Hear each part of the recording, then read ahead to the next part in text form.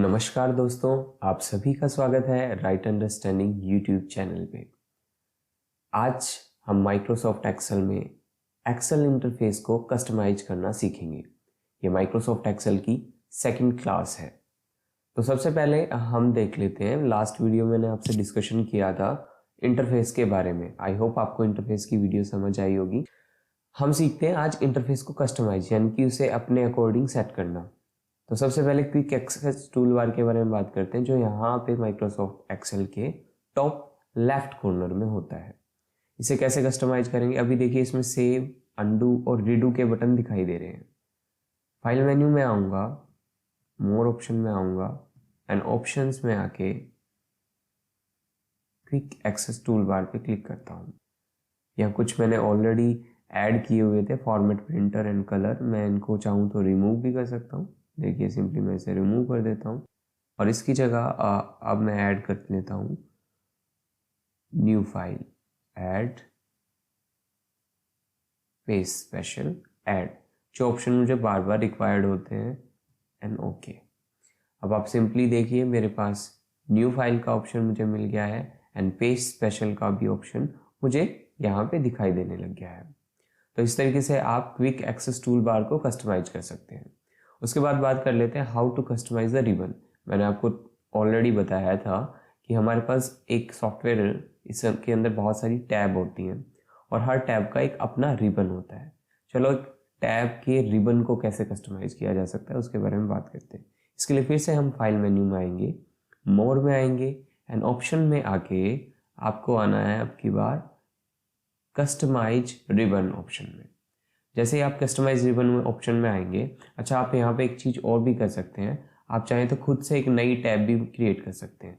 अभी आप ये एक बार टैब देख लीजिए, फाइल से लेके होम से लेके एंड हेल्प तक आपको जो टैब्स दिखाई दे रही हैं, इनके अलावा भी एक टैब आप ऐड कर सकते हैं।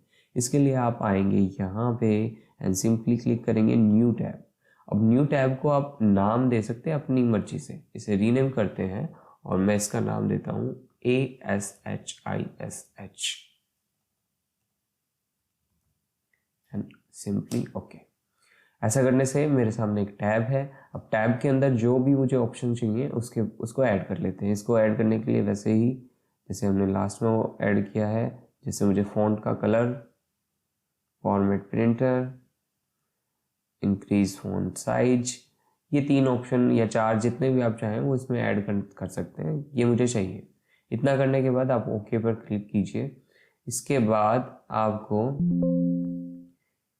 यहाँ पे एक टैब दिखाई दे रही है आशीष के नाम से, जो पहले नहीं थी। आप सिंपली इस पर क्लिक कर दीजिए और आपको वो 3 ऑप्शन दिखाई देंगे। इसका यूज़ क्यों किया जाता है? इसका यूज़ इसलिए किया जाता है, मान लीजिए ये डिफरेंट ऑप्शन अलग अलग टैब के अंदर है।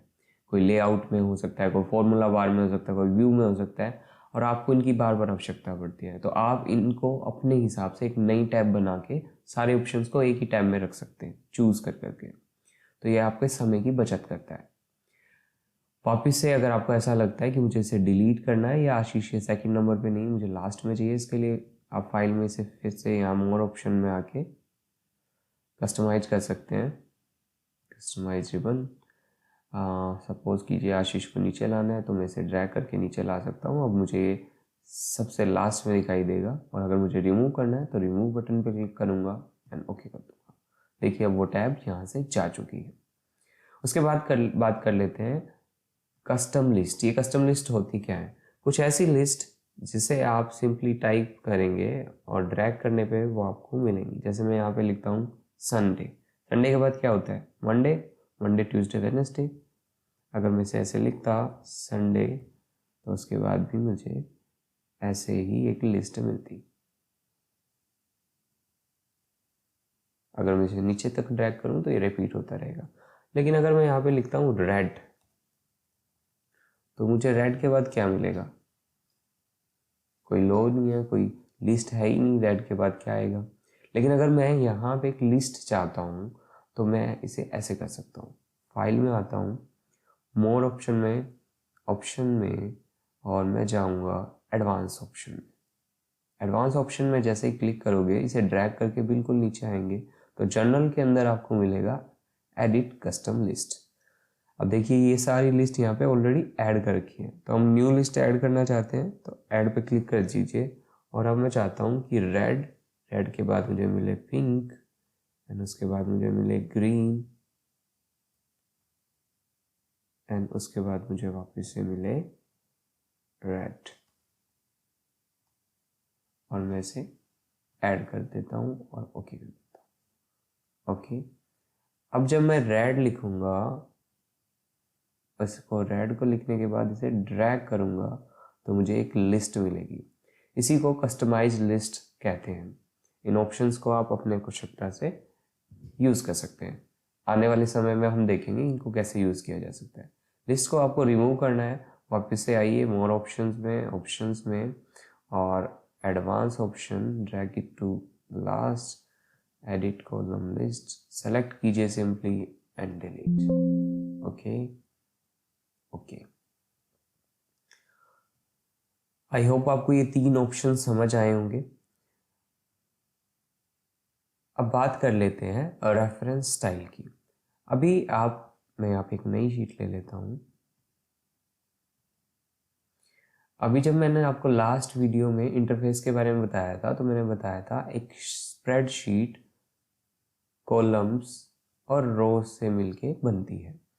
रोज के नंबर यहाँ साइड में एक्सप्लेन होते हैं और जबकि कॉलम के नंबर ऊपर दिखाई दे रहे होते हैं। तो आप इनको कैसे इस्तेमाल कर सकते हैं? सपोज करो अगर मैं यहाँ पे आके कहूँ, यहाँ पे आके कोई बात लिख दूँ और मैं कहूँ ये कौन से कॉलम में है, तो आप यहाँ पे जाके देख के बताएंगे कि सर ये डबल ए कॉलम में है और 5th रो में, इज इट? लेकिन मैं आपसे ये काउंटिंग पूछ लूँ कौन से कॉलम में, फर्स्ट में है, सेकंड में है, थर्ड में है, तो आप कैसे बता पाएंगे? तो इसके लिए आपको फिर फाइल ऑप्शन में एक स्टाइल ऑप्शन मिलता है जिसको हम R1 स्टाइल बोलते हैं। ऑप्शन में आते हैं और यहाँ आप फॉर्मूला टैब में आएंगे तो आपको यहाँ वर्किंग विद फॉर्मूलाज में R1C1 रेफरेंस स्टाइल ऑप्शन मिलेगा। आप इस पर क्लिक कीजिए और ओके पे क्लिक कीजिए। अब आप देख पा रहे हैं ऊपर कुछ चेंज हो गया है। कॉलम अब न्यूमेरिकल यानी कि नंबर फॉर्मेट्स में आ चुके हैं। तो आप सिंपली देख पा रहे हैं 9th कॉलम है, ये 10th कॉलम है, 11th कॉलम है। लेकिन जनरली जो बाय डिफॉल्ट आता है वो हमें मिलता है विदाउट R1C1 स्टाइल यानी कि A1 स्टाइल। तो हमने इसे वापस से रीसेट कर दिया। ये है नॉर्मल तरीका।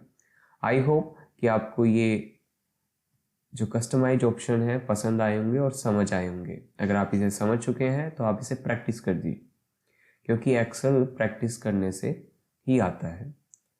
अब आने वाली वीडियोस को कंटिन्यूटी में देखते रहें और आप एक्सेल में एक्सपर्ट हो जाएंगे धीरे धीरे समय के साथ। तब तक के लिए स्वस्थ रहें, मस्त रहें और खुश रहें। Thank you so much.